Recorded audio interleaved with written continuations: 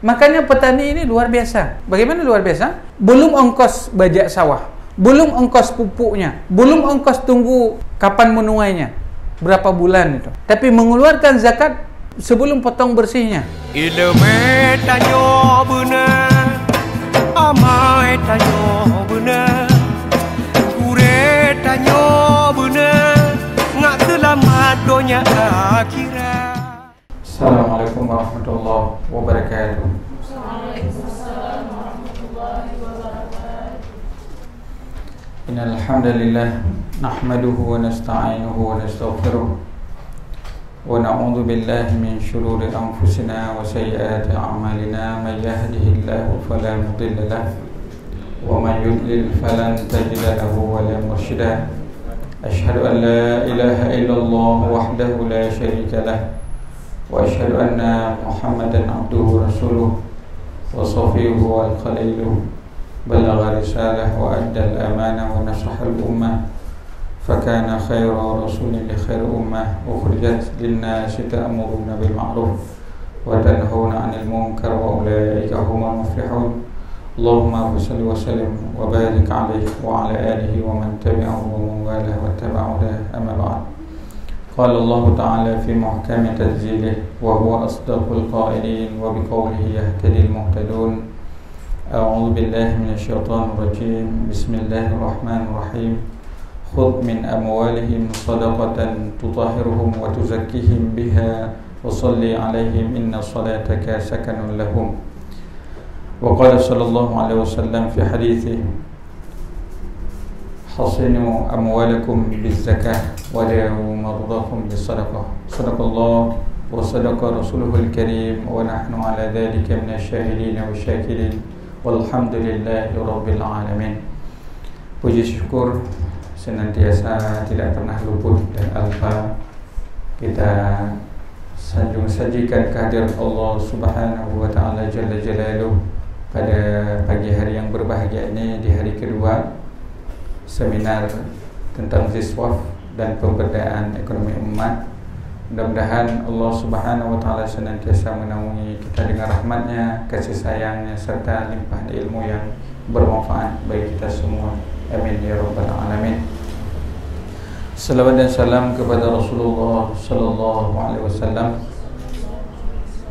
panutan tauladan kita semua yang telah mengajarkan tentang zakat, mengimplementasikan zakat dan menjadikan zakat sebagai salah satu pilar dari rukun Islam.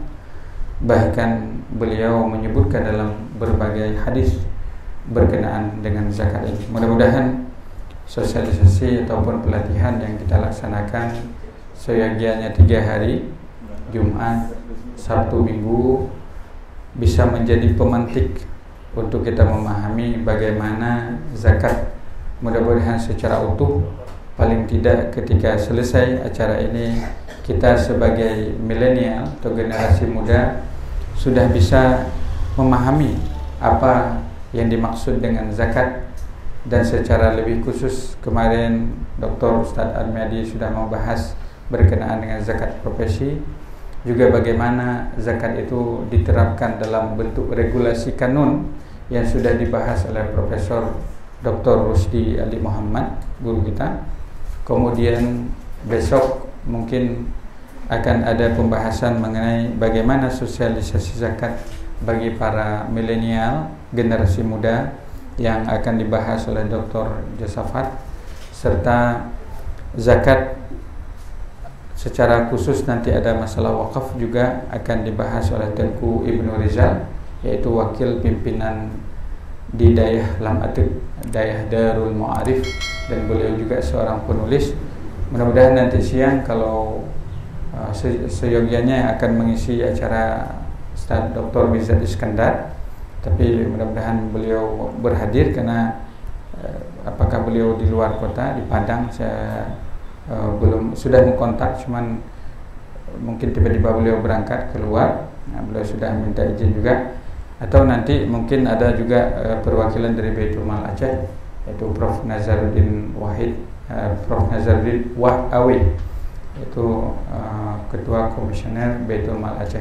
Jadi sengaja sebenarnya kenapa kita mengundang mereka-mereka yang berkompeten berkenaan zakat ini, supaya kita belajar dari ahlinya langsung.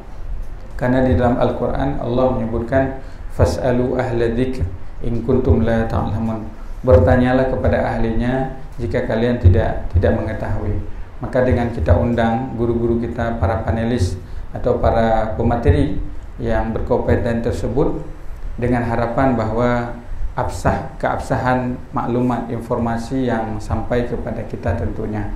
Nah, pada hari ini saya mungkin akan menemani teman-teman rekan-rekan yang berasal dari berbagai perguruan tinggi yang ada di Aceh atau Banda Aceh yang sudah kita sebutkan kemarin, di mana sangat bersemangat di pagi ini semua dengan keceriaan tentunya insyaallah, dan mudah-mudahan waktu yang sejenak atau singkat sejenak ini insyaallah kita maksimalkan.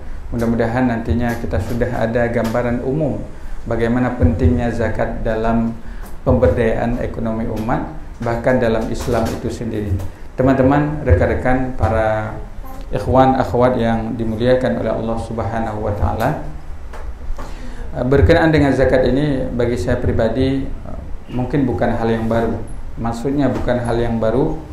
Tahun 2010 selesai saya belajar di Al-Azhar Kairo Mesir, saya ikut pelatihan mensosialisasikan zakat dengan almarhum ayah saya, yaitu Dr. Andes Haji Mukhtar Ja'far. Beliau Kepala Baitul Mal Aceh Barat Daya yang pertama dan yang merintis. Ketika itu kami ikut mensosialisasikan zakat selama 3 hari kepada unsur kepegawaian, kepada unsur masyarakat umum dan tugu-tugu kampung. Ketika itu mensosialisasikan bagaimana zakat semestinya. Nah, mungkin juga kemarin saya sudah menyampaikan kepada yang di grup untuk mengirim video, karena sekitar tahun 2016 saya rutin dari 2016, 2017, 2018, 2019 secara rutin menjadi panelis di News Aceh, News TV Aceh dalam program Cahaya Hati.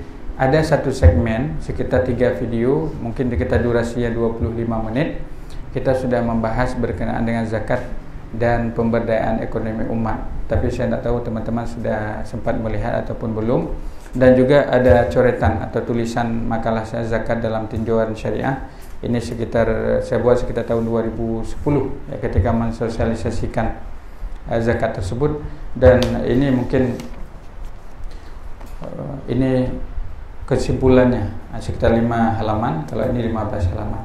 Kemudian ada saya bawa juga kitab Fiqh Zakat, karena Fiqh Zakat ini karangan daripada Syekh Al-Alamah Yusuf Al-Qaradawi, salah seorang ulama besar yang karyanya monumental dalam bidang zakat. Ada 2 jilid dicetak di Kairo Mesir. Saya bawa juga, bukan saya sudah baca semuanya, sengaja untuk bawa untuk kita tahu oh ini kitabnya. Dan ini juga ada kitab Fathul Mu'in yang pernah kita jadikan rujukan juga di dalam pembahasan zakat. Jadi mengenai zakat ini bukan hal yang baru. Mudah-mudahan perjumpaan kita pada pagi ini insyaallah kita nanti akan buka dengan teman-teman bertanya mengenai zakat secara lebar tentunya. Mudah-mudahan ada pencerahan-pencerahan di sana. Dan dengan mohon taufik daripada Allah Subhanahu wa taala tentunya ini dimudahkan. Teman-teman, rekan-rekan, para peserta pelatihan yang dimuliakan oleh Allah Subhanahu wa taala, sejenak berkenaan dengan zakat ini banyak sekali ayat-ayat di dalam Al-Quran. Bahkan disebutkan hampir 80 tempat ayat di dalam Al-Quran itu membahas tentang zakat. Zakat diganding dengan salat. Salat sebagai ibadah mahdhah atau membentuk kesalehan pribadi. Zakat adalah ibadah juga yang membentuk kesalehan sosial. Jadi ada dimensi sosial itu zakat. Teman-teman yang dimuliakan oleh Allah Subhanahu wa taala, para peserta sekalian, di dalam Al-Qur'an sendiri banyak ayat. Di antaranya adalah ayat yang berbunyi yang kita baca surah At-Taubah, khudh min amwalihim shadaqatan tutahhiruhum wa tuzakkihim biha. Allah Subhanahu wa taala berfirman menyatakan khudh. Ini artinya perintah, maknanya ambillah. Kalau kita belajar usul fikih itu makna khudh, ambillah maknanya perintah itu. Perintah maknanya wajib. Selama tidak ada dalil yang memalingkan makna wajib tersebut. Jadi khudh min amwalihim sadaqatan, ambillah min amwalihim, min itu taba'in, sebahagian amwalihim dari harta mereka. Siapa mereka? Nanti orang-orang khusus yang sudah sampai nisab, sampai haul, nanti ada syarat-syaratnya. Sadaqatan, sedekah ditafsirkan, ada yang menyebut dengan zakat. Tujuannya apa? Tutahhiruhum wa tuzakkihim biha. Dengan zakat itu seorang akan dibersihkan jiwanya dari sifat kikir ataupun bakhil, kemudian dibersihkan hartanya agar hartanya itu berkah, bersih dan tumbuh di sisi Allah Subhanahu wa taala. Jadi banyak sekali ayat-ayatnya yang kita sebutkan. Kemudian juga Rasulullah sallallahu alaihi wasallam dalam banyak riwayat menjelaskan betapa zakat itu penting. Bahkan beliau menyatakan hasinu amwalakum bizzakah wadawu mardakum bisadaqah. Bentengilah, maksud bentengilah, jagalah harta kalian bizzakah, dengan mengeluarkan zakat. Jadi sejatinya zakat itu ketika sudah diberikan, itu sudah membentengi harta seseorang daripada kehilangan, dicuri, dirampok dan seumpamanya. Jadi kenapa? Karena wa fi amwalihim haqqun lisail wal mahrum. Dalam harta yang kita miliki itu ada hak. Hak untuk orang yang meminta-minta atau hak untuk mahrum, orang yang tidak meminta-minta. Para peserta pelatihan siswaf dan pemberdayaan ekonomi umat yang saya muliakan. Jadi dalam Al-Quran, kita simpulkan dulu secara sederhana, dalam Al-Quran banyak ayat, 80 tempat bergandeng dengan salat. Artinya sama kewajiban salat, sebagaimana pentingnya salat, zakat juga penting. Bahkan kalau zakat berdiri sendiri disebut sekitar 28 ayat. Ini zakat dia berdiri sendiri. Tapi ketika bersama dengan salat 80 tempat. Wa aqimus shalah wa atuz zakah, wa aqimis shalah wa atuz zakah, dan seterusnya. Nanti bisa dilihat dalam literatur. Tentu kita timbul pertanyaan sebelum kita bahas tentang zakat harta, tentang zakat profesi, tentang zakat fitrah, tentang zakat saham, tentang zakat modern misalnya. Apa itu zakat? Ini pertanyaan yang awal. Apa itu zakat? Jadi zakat ini secara bahasa, para ahli fikih itu kalau bahas selalu secara bahasa, secara istilah, pengen digambarkan dulu apa itu zakat. Jadi zakat ini secara bahasa disebut an-nama wa tathhir wa tazkiyah. Ada beberapa lafaz yang sering digunakan oleh para ahli fikih. Ada yang sebut zakat dari kata zakah, artinya bersih. Ada yang menyebutkan zakat itu tazkiyah, pembersihan. Ada zakat itu taharah, maknanya bersih juga. Tutahhiruhum, taharah, zakat membersihkan. Ada makna zakat itu nama, tumbuh. Artinya harta yang sudah dikeluarkan zakat, diinfakkan, disedekah, akan tumbuh di sisi Allah Subhanahu wa taala. Maka Rasul mengatakan, "Mana qasamalu sadaqah." Harta tidak akan berkurang dengan disedekahkan. Harta tidak akan berkurang dengan dizakatkan. Bal yazdad, bal yazdad, bal yazdad. Akan tapi bertambah. Belum lagi kalau kita lihat aspek balasan terbaik yang Allah Ta'ala berikan. Masya Allah. Disebutkan, man jaa bil hasanati falahu asyru amsalihha. Siapa saja yang melakukan satu kebaikan umpamanya, berinfak umpamanya 10.000 rupiah, maka Allah Subhanahu wa taala paling kurang membalas berapa? Bi asyri amsalihha, 10 kali lipat, 100.000. Jadi kita bersedekah 10.000, dalam menit itu saja kita pasangkan niat yang baik, dalam menit itu jadi 100. Bahkan bukan 100, bisa 700.000. Mathalul ladzina yunfiquna amwalahum fi sabilillahi kamathali habbah ambatat sab'a sanabil fi kulli sumbulatin mi'atu habbah wallahu yudha'ifu liman yasha. Perumpamaan orang-orang yang berinfak jalan Allah kamathali habbah, seperti satu biji-bijian. Bayangkan satu biji-bijian Allah umpamakan menumbuhkan 7 cabang, sab'as sanabil. Setiap 7 cabang itu mi'atu habbah, ada 100 biji-bijian. Bayangkan 7 cabang punya 100 biji-bijian, 700 biji-bijian. Dari satu infak, satu biji-bijian yang diberikan. Bagaimana dermawan Allah Subhanahu wa ta'ala. Jadi bisa dalam menit itu 100 diberi oleh Allah, bisa 700, ila ad'afin katsirah, bahkan tidak terhingga. Allah mampu memberikannya. Makanya sejatinya ketika kita berinfak, kita sedang mendapatkan doanya malaikat. Setiap pagi, apa doa malaikat? Dalam Sahih Bukhari, dalam riwayat yang sahih. Allahumma a'ti mumfikan khalafa wa a'ti mumsikan talafa. Ya Allah, jadikan orang-orang yang senang berinfak ganti daripada infaknya. Diberikan gantinya. Wa a'ti mumsikan, dan demikian pula jadikan orang yang tidak berinfak talafa, kurang keberkahan. Jadi kalau kita ingin harta itu nama, tumbuh insya-Allah, bersih, taharah, tazkiyah, sedekahkan, infakkan fi sabilillah, di jalan Allah.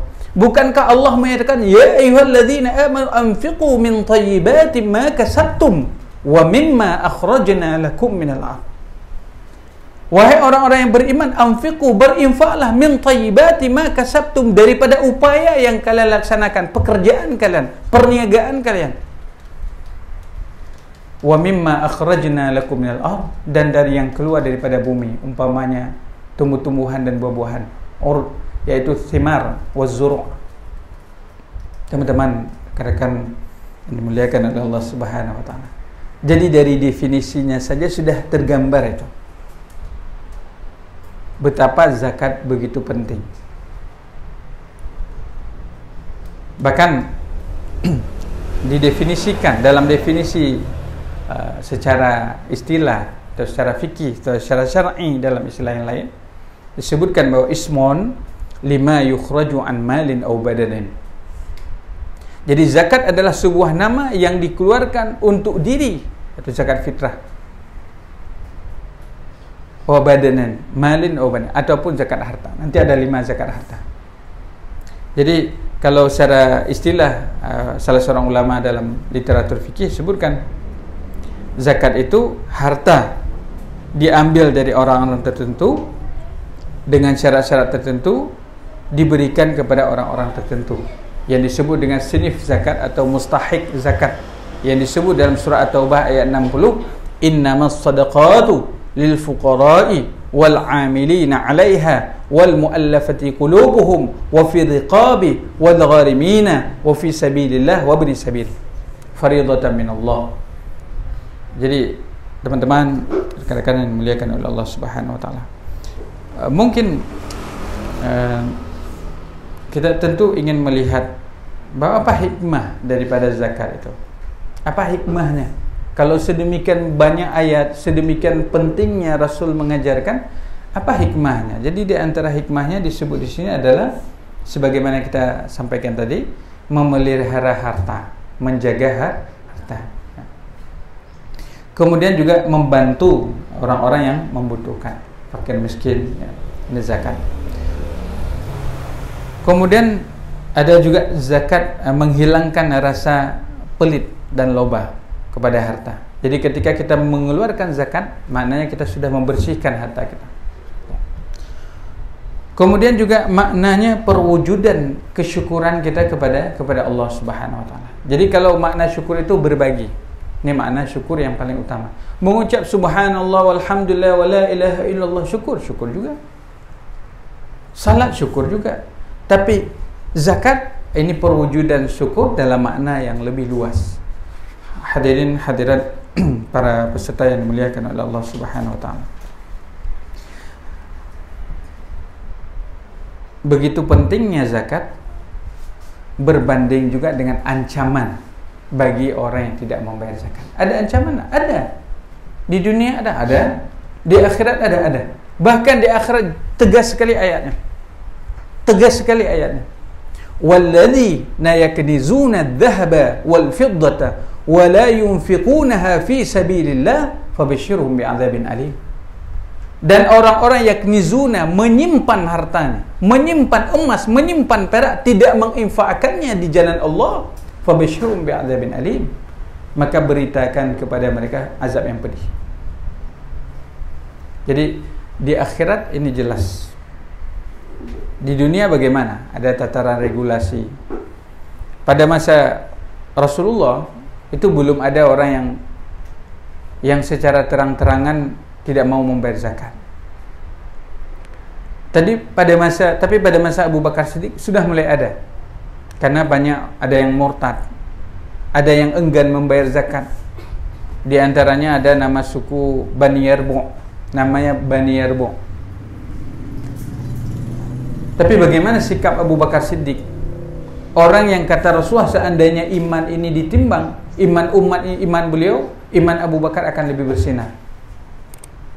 Tegas Abu Bakar dalam masalah zakat. Beliau menyatakan, wallahi law mana'uni iqalan adduha fi ahdi Rasulullah laqatattuhum 'alaiha. Kata Abu Bakar Siddiq, demi Allah, seandainya mereka tidak mau menunaikan satu ikat yang pernah mereka berikan pada masa Rasulullah, zakat, laqatattuhum 'alaiha, saya akan perangi mereka. Abu Bakar Siddiq orang yang lemah lembut tapi tegas dalam masalah zakat. Sehingga Umar Ibn Khattab mengatakan, bagaimana Abu Bakar Siddiq, engkau wahai Abu Bakar Siddiq memerangi mereka, mendirikan salat, mereka melaksanakan puasa, bagaimana engkau perangi gara-gara mereka tidak bayar zakat? Tapi Abu Bakar tegas dalam masalah zakat. Bahkan Umar kemudian menyatakan, ternyata kebenaran itu ada pada Abu Bakar As-Siddiq. Hadirin hadirat para peserta pelatihan siswa yang dimuliakan oleh Allah Subhanahu wa taala. Jadi pada tataran kelompok masyarakat, kalau tidak mau membayar zakat bisa diperangi secara hukumnya. Walaupun ini tidak terjadi perang dengan Bani Yarbu', tapi ingin disebutkan demikian. Kalau dataran individu bagaimana? Ada orang misalnya sudah sampai zakat, tidak mau mengeluarkan zakat. Bagaimana? Boleh tidak harta bagian zakat itu diambil? Secara hukumnya boleh. Nasnya di mana? Dalam kitab Ya'anah atau Fathul Mu'in disebut di sini. Tanbihun al-azharu anna zakata tata'allaqu bil mali ta'alluqa syirkatin wa fi qawli qadimin ikhtarahu Raimi annahu tata'allaqu bi dhimmati la bil 'aini fa'ala al-awwali anna al-mustahiqa li zakat syarikun bi qadri wajibi dhalika bi annahu law imtana'a min ikhraji akhadha al-imam minhu qahran. Cepat kali. Yalah, sudah berapa waktu saya ulang-ulang terus. Ya, jadi ingin disampaikan bahwa ada hak imam, dalam hal ini pemerintah, mengambil bagian zakat secara paksa. Kenapa? Karena itu bagian orang lain. Senefnya 8 tadi. Nah, ini disebutkan di dalam kitab-kitab mazhab Imam Asy-Syafi'i dan kitab-kitab yang lain. Teman-teman, rekan-rekan yang dimuliakan oleh Allah Subhanahu wa taala. Jadi menyangkut dengan zakat ini memang sudah ada, dari sisi sejarahnya itu sudah ada semenjak nabi-nabi dahulu sudah ada. Nabi Ibrahim juga ada. Kemudian Nabi Musa juga ada syariat zakat. Sama seperti puasa, sudah ada pada masa umat-umat Nabi dahulu. Salat juga demikian. Tetapi kaifiyah, tata cara yang paling sempurna, itulah tahun ke-9 Hijriah. Tahun 2 kewajiban zakat. Tahun ke-8, 9 ini, tahun 9, ini zakat secara mendetail. Bagaimana syarat-syaratnya, kepada siapa zakat diberikan, kemudian siapa orang yang mengeluarkan zakat, lebih mendetail pada masa Rasulullah. Jadi zakat yang paling baik adalah pada masa Rasulullah sallallahu alaihi wasallam. Sama dengan puasa terbaik, puasanya Rasulullah sallallahu alaihi wasallam dan umat beliau. Salat yang paling baik, salatnya Rasulullah dan umat-umat beliau. Nah, ini demikian juga dengan zakat. Hadirin hadirat sidang jemaah yang dimuliakan oleh Allah Subhanahu wa taala. Jadi demikian secara sekilas. Kemudian masuk ke topik yang Yang paling penting berkenaan dengan zakat ini, tentu kita bertanya, kalau zakat itu hal yang sangat penting, maka ada berapa zakat? Ada berapa yang dizakatkan? Apa boleh misalnya kita lihat zakat, misalnya zakat kelapa sawit sekarang, zakat pala kalau dari Aceh Selatan, dulu ada zakat nilam. Apa saja yang zakat? Nah, disebutkan dalam berbagai literatur yang pernah sempat kita baca, dalam Hasyiah Al-Bajuri misalnya, dalam Fathul Qarib, dalam Fathul Mu'in, dalam I'anah Talibin, Minhajul Talibin, dalam kitab-kitab fikih Islam wa adilatu, dan kitab-kitab yang lain, banyak kitab. Jadi paling kurang zakat itu ada dua macam, mengacu ke definisi tadi. Zakat diri, ada zakat diri, ada zakat harta. Kita jelaskan dulu satu-satu supaya tidak bingung nanti. Yang pertama, zakat yang dekat dengan kita, zakat diri, zakat khilqah atau zakat fitrah. Zakat khilqah, zakat nafsun, zakat diri, zakat fitrah, kalau bahasa yang paling kita kenal. Jadi zakat fitrah ini ada ayatnya? Ayatnya tidak ada. Ayat tentang kewajiban zakat fitrah tidak ada. Tapi hadis, disinilah fungsi Rasul sallallahu alaihi wasallam. Dalam riwayat Ibnu Umar mengatakan farada Rasulullah sallallahu alaihi wasallam zakatal fitri sa'an min tamarin wa sa'an min sya'irin 'alal 'abdi wal hurri wal dzakari wal unsa was saghiri wal kabiri wa amara biha an tukhraja qabla khurujin nas ila shalah. Jadi Rasul mewajibkan mengeluarkan zakat fitrah sa'an, 1 sa', 4 mud, atau dalam hitungan kita 2,6 kilogram. Ini dalam Fiqhul Manhaji disebutkan 2,6, ada yang menyebutkan 2,5, ada yang menyebutkan 2,7. Jadi 1 sa' daripada kurma, makanan pokok orang Arab, 1 sa' daripada gandum. Kepada siapa kewajiban? Alal abdi, hamba sahaya, orang yang enggak merdeka, budak namanya, budak. Sekarang masih ada budak enggak? Ada di Malaysia, budak kecil. Budak kecil. Jadi kewajiban kepada budak. Kemudian wal hurri, orang yang merdeka. Wal zakari, laki-laki. Wal unsa, perempuan. Wal saghiri, anak-anak. Wal kabiri, orang tua.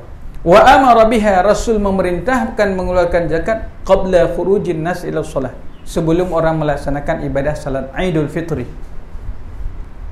Jadi itu zakat fitrah yang kita kenal itu. Jadi zakat fitrah ini ada syarat-syaratnya nanti. Di antaranya bighurubi syamsi, dengan tenggelamnya matahari. Bagaimana maksud? Ini poin yang penting. Karena kalau disebut Islam, ya mungkin orang non-Islam, kafir, non-Muslim enggak wajib zakat. Kemudian adanya kelebihan makanan, hal yang wajar. Tapi tenggelamnya matahari, ini ada catatan, bi ghurubi syamsi, dengan tenggelamnya matahari. Maksudnya bagaimana? Maksudnya kalau ada orang yang meninggal pada pagi hari raya, maka baginya wajib mengeluarkan zakat fitrah. Kenapa? Karena merasakan malam ghurubnya matahari. Tapi kalau ada anak-anak yang lahir pagi hari raya Idul Fitri, ini tidak wajib bayar zakat fitrah. Kenapa? Tidak merasakan malamnya. Tapi kalau lahir malamnya, wajib bayar zakat fitrah anak itu.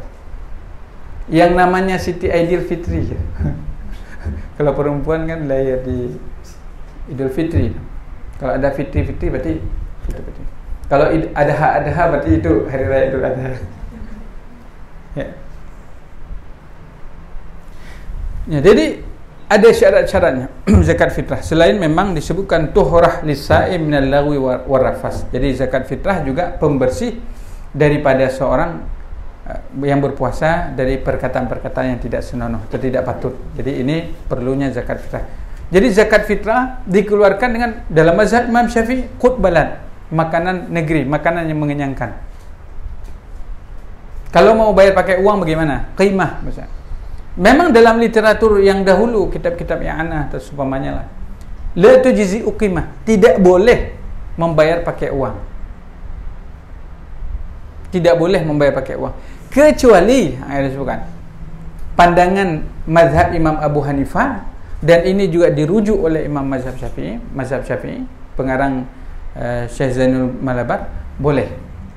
Tapi dengan nisab ukuran mereka berapa, 3,8 misalnya. Nah, ini pandangan lah, ijtihad di sana. Ataupun mutaakhir Syafi'i, yaitu generasi terakhir ini, ada seperti Syekh Ali Jum'ah, Syekh Muhammad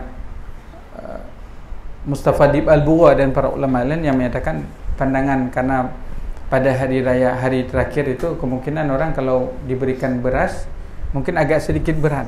Bagaimana beratnya? Kalau malam 27 orang diberikan beras zakat fitrah, mungkin pada pagi hari raya dia ingin memberikan kepada anaknya, mungkin kayak kita masih kecil-kecil, semangkok bakso, semangkok mie, kemudian jalan-jalan, uang untuk anak-anak mungkin berapa puluh ribu. Kalau kita jual pada malam hari raya, harganya mungkin akan anjlok turun. Tapi kalau diberikan uang, ini lebih lebih bermanfaat. Ini pandangan yang ada. Nah, jadi kalaupun umumnya sebab kita menyatakan dalam mazhab Imam Syafi'i menyatakan bahwa mesti dengan beras. Silakan dengan beras. Tapi dengan uang ada juga pandangan mutaakhir mazhab Imam Syafi'i. Tapi kalau saya pribadi memang lebih condong kepada saya pakai biasa beras. Jadi ini berkenaan dengan zakat fitrah. Kemudian yang kedua berkenaan dengan zakat mal. Ini zakat yang penting. Zakat mal ini adalah zakat harta. Malun artinya harta. Khudh min amwalim, ambil dari mal mereka, harta mereka. Makanya ketika Rasul mengutus Muaz ke Yaman, kata Rasul, kalau mereka sudah ikut bersyahadat, sudah masuk Islam, kasih tahu mereka ada kewajiban ambil harta dari orang kaya, orang-orang yang berkecukupan, yang sudah punya syaratnya, wa turaddu ila fuqaraihim, berikan kepada fuqara mereka, orang-orang fakir mereka, orang-orang yang tidak memiliki. Jadi ini anjuran daripada Rasulullah sallallahu alaihi wasallam. Jadi zakat mal ada lima, tidak lebih. Dalam hitungan fikih-fikih berbagai macam kitab fikih 5 kalau punya dulu. Nanti kita lihat pandangan sekarang, pandangan Syekh Yusuf Qardawi misalnya. Kalau dulu ada namanya zakat mawashi, hewan ternak. Kalau kita punya ternak kambing berapa ekor? 40 ekor, itu sudah wajib zakat 1 ekor kambing. Bukan 1 ekor kumbang, kambing. Karena kalau tulisan Arab Jawa kambing, kumbang, kembang sama. Kembung sama juga.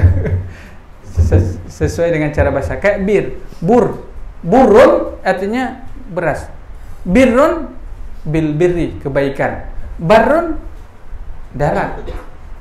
Jadi birrun, barrun, burrun ada artinya masing-masing. Inilah bahasa Arab. Jadi ada zakat hewan ternak. Dalam istilah Al-Quran disebut Al-An'am, surat Al-An'am, hewan ternak. Atau dalam istilah fikih mawashi. Mawashi di sini hewan ternaknya apa? Ibil, unta. Nanti berapa ekor unta? 5 ekor unta sampai 9 ekor. 1 ekor kambing. Dari 9 sampai berapa? Ada ini di halaman ini saya sebutkan seragam mendetail. Unta misalnya sebagai contoh lah, 5 sampai 9 itu 1 ekor, 10 sampai 14 2 ekor, 15 sampai 19 3 ekor, 20 sampai 24 4 ekor, 25 sampai 35 1 bintu makhad. 1 ekor unta usia setahun masuk ke 2 tahun dan seterusnya. Jadi ada hewan ternak mengeluarkan zakat. Unta yang diarab, kemudian Bakarah ini lembu. Di Arab jarang ada kerbau. Makanya kerbau dengan unta atau dengan lembu disamakan. Tapi kalau dalam masalah kurban, unta, lembu, kerbau sama itu derajatnya. 1 ekor lembu, 1 ekor unta untuk 7 orang. Kalau bab udhiyah, sembelihan hewan kurban. Tapi kalau zakat beda. Jadi unta ada nisabnya, perhitungannya sendiri. Berapa misalnya? 5 ekor unta sudah zakat. 1 ekor kambing. Kemudian 30 ekor lembu atau kerbau, 1 ekor. Misalnya tabi', seekor lembu yang usia setahun masuk 2 tahun. Nanti ada musinnah, ada istilah-istilahnya. Ada bintu labun, ada bintu makhad, ada jiz'ah, ada hiqah. Ini ada istilah-istilahnya dalam zakat. Kalau kita baca ini nanti lama kita baca poin-poinnya. Tapi saya sebut gambaran-gambaran umum. Seluasnya nanti selebihnya kita akan berdiskusi. Jadi ada ibil, unta, kemudian ada bakarah, lembu, ada kambing. Ya.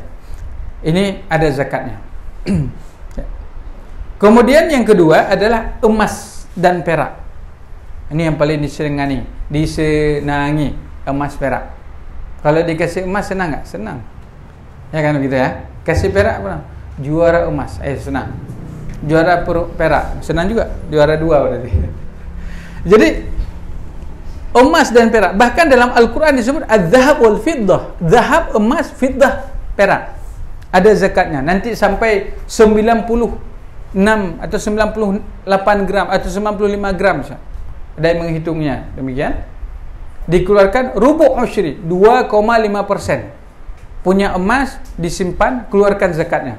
Kalau tidak dikeluarkan zakatnya, maka emas tersebut akan jadi pada hari kiamat jadi gosokan. Akan digosok di wajah kita, di lambung kita, di belakang kita. Kenapa digosok di wajah? Karena tidak mau orang datang minta zakat, kita nggak mau berikan zakat. Kita berpaling. Kita membelakangi, maka digosok di belakang. Dan seterusnya dan seterusnya. Jadi disebutkan bahwa di dalam ayat Al-Quran juga demikian. Jadi emas dan perak ini ada hitungannya. Perak juga ada nanti hitungannya. Jadi 2,5%. Kemudian ada harta perniagaan. Orang-orang yang berniaga disebut dengan urut tijarah, harta perniagaan. Kita berniaga di akhir tahun, tutup kedai dulu, kita hitung semua berapa laba, berapa ruginya, berapa ada labanya, sampai nisab, keluarkan nisabnya. 2,5% juga. Kenapa harus hitungan tahun? Karena ada hadisnya, la tajibu zakatu hatta yahula alaihi haul. Tidak ada kewajiban zakat sehingga sampai tahun. Tapi catatannya jangan tahun Masehi, tahun Hijriyah. Kalau kita mulai di Rabiul Awal, berarti Rabiul Awal tahun depan sudah sampai 1 tahun. Kata mulai Januari, bukan Januari tahun depan. Ambilnya bulan yang kita sebut tadi. Bulan bukan Qamariyah, bulan-bulan Islam. Jadi harta perniagaan, maka disebut dalam Al-Quran min thayyibati ma kasabtum, daripada usaha. Umumnya para ulama menafsirkan artinya yaitu harta perniagaan. Kemudian juga ada barang tambang, ma'dan, barang tambang. Di dalam bumi itu ada gas bumi, ada biji nikel, ada semen. Kalau semen dari mana tuh? Dari dalam bumi juga? Lain lagi mungkin. Pokoknya dari dalam bumi, tembaga misalnya, ataupun batu bara misalnya. Ini dari dalam tambang. Kalau dikeluarkan dengan upaya manusia, dia butuh upaya, dia pakai mesin dan seterusnya, keluarkan 2,5%. Karena itu milik Allah. Tetapi kalau ketemu rikas, jadi ada barang tambang, ma'dan, ada rikas. Rikas ini barang temuan. Barang temuan.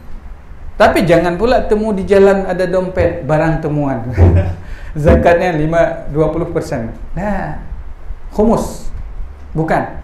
Maknanya lebih kepada tanah mati. Tidak ada orang yang tinggal di sana, mungkin di gunung sana, ketemu harta karun. Ini dikeluarkan 20%, 1/5. Besar memang, iya, karena nggak ada usaha apapun kita. Seperti dulu pernah di Aceh itu, kita di Gampung Pandi, ketemu pedang. Kalau secara hukum zakatnya, keluarkan 20%. Kalau tidak dikeluarkan, berarti tidak boleh. Harus dikeluarkan. Masalah pelestarian budaya tentu ada yang lain. Ya. Jadi kalau ditemukan barang-barang yang sejarah tersebut, mungkin ada pelestarian sendiri. Kemudian selanjutnya ada tanaman dan buah-buahan. Tanaman dan buah-buahan ini juga mengeluarkan zakat, tapi beda zakatnya, bukan 2,5%, 1/10. Kalau insuqiya bima'is sama, kalau air hujan, tanda hujan, ini 1/10. Kalau pakai pengairan kita sendiri, pakai usaha kita, pakai ongkos kita, 1/5. Karena fima sakatis sama atau suqya bima'i usyuru. Apa yang dialirkan dengan air hujan 10/10. Kalau dengan pakai upaya kita 1/5. Kapan diberikan? Disebut dalam Al-Quran, wa atu haqqahu yawma hasadih. Berikanlah haknya, maksudnya zakatnya pada hari memanen. Jadi kapan panen, oleh para petani mengeluarkan 1/10. 1/10 banyak enggak? Banyak itu. Kalau 100.000, 10.000. Kalau 100 juta, berapa juta? Kalau panennya misalnya sampai 10 juta, berapa jadi harus keluarkan zakatnya? 10% dari 10 juta berapa? 1 juta. Banyak. Makanya petani ini luar biasa. Bagaimana luar biasa? Belum ongkos bajak sawah, belum ongkos pupuknya, belum ongkos tunggu kapan menuainya, berapa bulan itu. Tapi mengeluarkan zakat sebelum potong bersihnya, belum turunkan bahasa baca buat tak tahu belum ini untuk ongkos, ini untuk ongkos, untuk kalau diperperkan mungkin tak seberapa, tapi tetap mengeluarkan 10%. Karena dalam Al-Quran juga wa atu haqqahu yawma hasadih, berikan haknya, zakatnya ketika memanen 10%.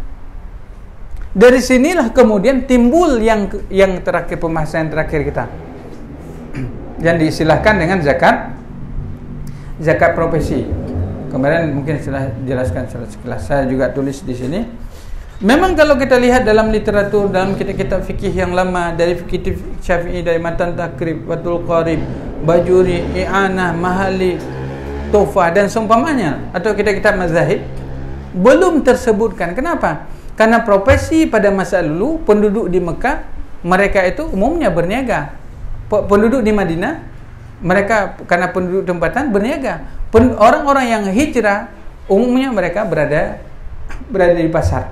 Jadi ada yang berada di kebun kurma mereka, ada yang berada di pasar. Jadi profesi tidak banyak ketika itu. Maka petani 10%. Tapi sekarang, Masya Allah, banyak pekerjaan. Entah konsultan, entah spesialis, entah ini, entah itu. Yang secara income-nya kalau kita kali-kali, kalau income petani mungkin dalam setahun berapa kali panen? 3 kali. Taruhlah 3 bulan. Sekarang padi udah, kalau dulu zaman-zaman orang tua kita, kakek kita mungkin 1 kali 1 tahun, kemudian 2 kali, kemudian 3 kali. Jadi dalam 3 kali itu, 3 bulan, katakan 4 bulan, 1 kali panen. Diturunkan berapa? Sampai 5 wasak. Karena fima, sesuatu yang duna khamsah ausuk, yang belum sampai 5 usuk atau sekitar 650 sekian kilogram, belum dikeluarkan zakatnya 10%. Tapi sampai dikeluarkan zakat 10%. Jadi pada masa yang lalu kita lihat orang sudah tanam padi. Saya sering dengarkan di kampung-kampung, saudara, orang tua juga, wah banyak dapat kali ini, senang itu padinya di rumah disusun. Kebanggaan tersendiri bagi orang. Dapat berapa? Ada 48, ada 50 goni, ada kadang sampai lebih. Senang jumpa sambil minum ngopi. Kebahagiaan sederhana sekali. Dapat padi banyak udah senang gitu. Tapi kalau diperkan secara rupiah, ini mungkin tidak seberapa.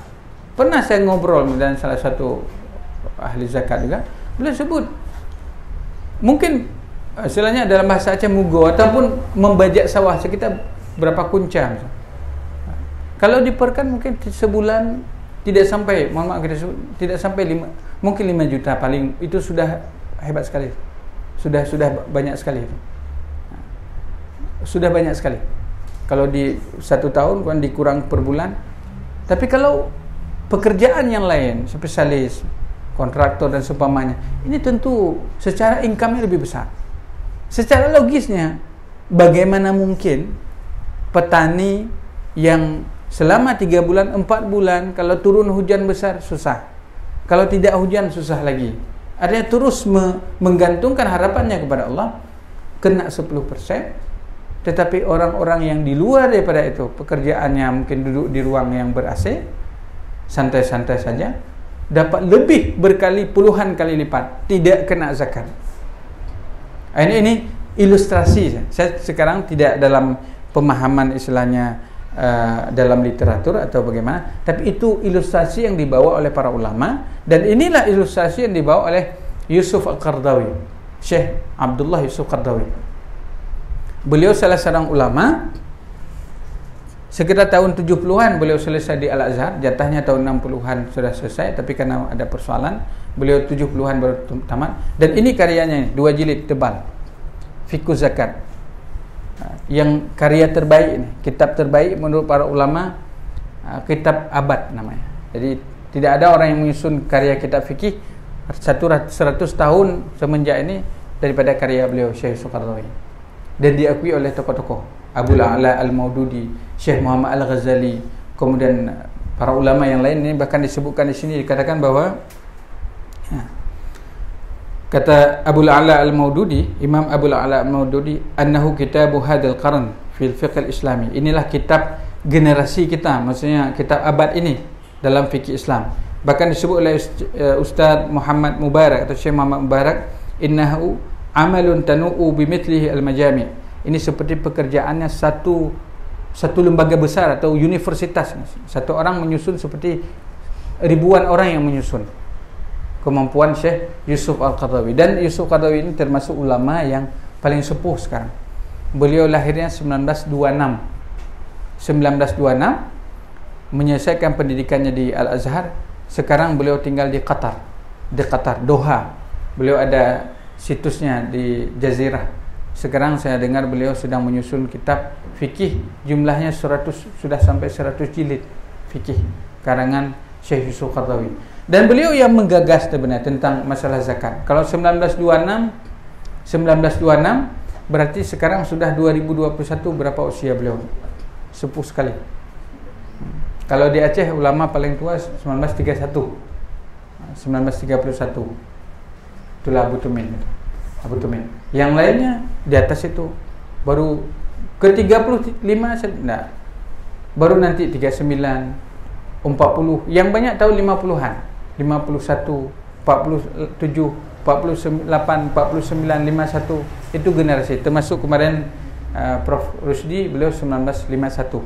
Jadi ini generasi para ulama. Jadi Syekh Yusuf Qaradawi mengambil pandangan dari guru-gurunya, Syekh Muhammad Al-Ghazali, dari Syekh Muhammad Abu Zahra. Beliau kemudian menjadikan ide tersebut secara matang, yaitu ide zakat.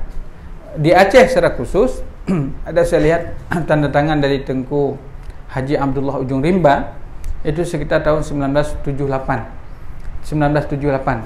Karena MPU Aceh mulai berdiri 65 pada masa pemberontakan G3 LSPKI. Kemudian para ulama kita rapat ketika itu, akhirnya dari rapat itu digagaslah Majelis Ulama Aceh, MUA nama. Kemudian jadi MUI, kemudian jadi MPU. Sekarang kita kenal MUA, Majelis Ulama Aceh, MUI, Majelis Ulama Indonesia, DISTA di Daerah Istimewa Aceh, kemudian jadi MPU, Majelis Permusyawaratan Ulama. Dan ketuanya dulu itu ada Tengku Haji Abdullah Ujung Rimba. Sampai beliau 1988, lama beliau, sekitar 20 tahun. 17 tahun beliau pimpin MPU Aceh. Tengku Haji Abdullah Ujung Rimba ini juga lulusan dari Mekah. Beliau pernah juga di Kurung Kali. Jadi sesudah itu baru para ulama lain. Ada Prof Tengku Muslim Ibrahim, Abu Muslim, kemudian terakhir Abu Daud Zazami yang kemarin sudah meninggal. Ya. Jadi Syekh Yusuf Qaradawi inilah yang kemudian di halaman, boleh anda teman-teman melihat di halaman 504. Kalau saya baca semua nggak mungkin. 504 sampai 509 ini beliau menyebutkan kenapa ada zakat profesi. Kalau bahal namanya Mal Mustafad, saya juga tulis di sini Mal Mustafad, alasan-alasan kenapa adanya zakat profesi. Beliau sebutkan semuanya. Tapi terlepas daripada itu, mungkin ada yang sepakat ataupun tidak. Ini persoalan fikih tentunya. Boleh berbeda. Tentu namanya fikih boleh berbeda, tidak apa-apa. Tetapi dalam kebijakan, regulasi, kanon yang dibahas kemarin, itu sudah dikanunkan.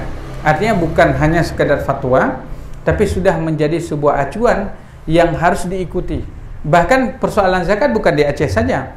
Kita ke Jakarta, ada zakatnya. Ke lebih tinggi, kita di sini Baitul Mal, ada Baznas, Badan Amil Zakat Nasional. Ada Lazis, Lembaga Amil Zakat Infak Sedekah. Ada Ziswaf, kan? Zakat Infak Sedekah Wakaf.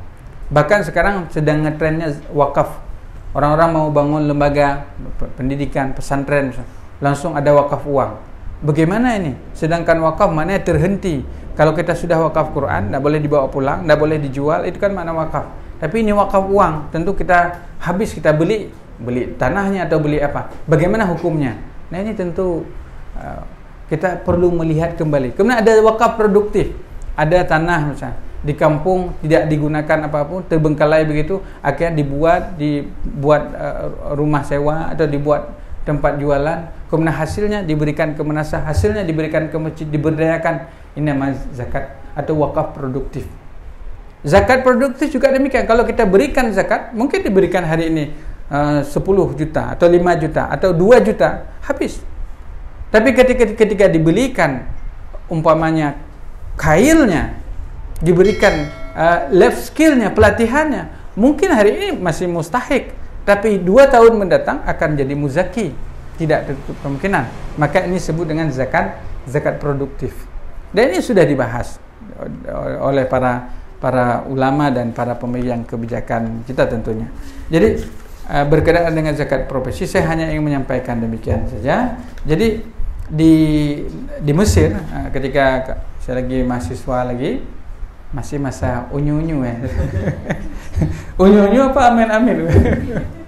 Jadi ketika di Mesir itu kami yang nilainya jayid ada yang bagus, jayid jiddan mumtaz. Kalau istilah JJ, itu kalau yang dapat jayid jiddan itu kemana-mana, gimana hasil tahunnya gimana? JJ, jayid jiddan, bukan jelek jegali. Kalau yang kena dhaif, sudah nunggu tahun depan 3 materi nak lewat, madahnya mata kuliah, udah hori-hori tunggu depan. Mafsul, bukan mafsul, rasib nah. Rasibah gitu. Gagal. Ya, jadi di sana teman-teman mahasiswa itu diberikan zakat. Jadi beasiswa dari zakat. Dari mana? Kuwait. Bait zakat Kuwait. Nama jelas, Bait zakat Kuwait. Jadi orang-orang Kuwait punya harta lebih disalurkan ke mahasiswa-mahasiswa di Mesir. Ya, dari uang zakat. Bahkan ada namanya Jam'iyah Asy-Syar'iyyah di Mesir itu, ada lembaga agama yang kemudian mengumpulkan zakat. Dan luar biasa, mereka sudah buat bukan apa, rumah sakit bisa buat dari infak. Jadi bukan zakat saja. Mungkin kalau zakat terbatas 8 inama adat hasar, tapi dari infak, dari sedekah, ini sudah dibangun rumah sakit, sudah dibangun supermarket, sudah dibangun lembaga-lembaga yang lain gitu, dari infak dan sedekah. Dan ini sebagaimana disebutkan, kalau seluruh orang Indonesia berzakat, itu bukan miliar, triliunan. Berapa disebut? 217 triliun. Kalau kita beli kerupuk mungkin satu kampung nih penuh. Nggak tahu mau makan yang sampai habis umur gitu. Jadi 217, tapi cuma potensinya itu masih khayalan, kemungkinan gitu, ekspektasinya. Tapi cuma terlaksana mungkin 8 triliun, 9. Itu pun udah banyak. Kalau di Aceh berapa puluh miliar, mungkin berapa 300 miliar. Tapi yang terlaksana realisasinya mungkin berapa miliar mungkin, atau berapa puluh miliar. Kalau sampai 10 miliar. Ada ratusan yang lain bagaimana?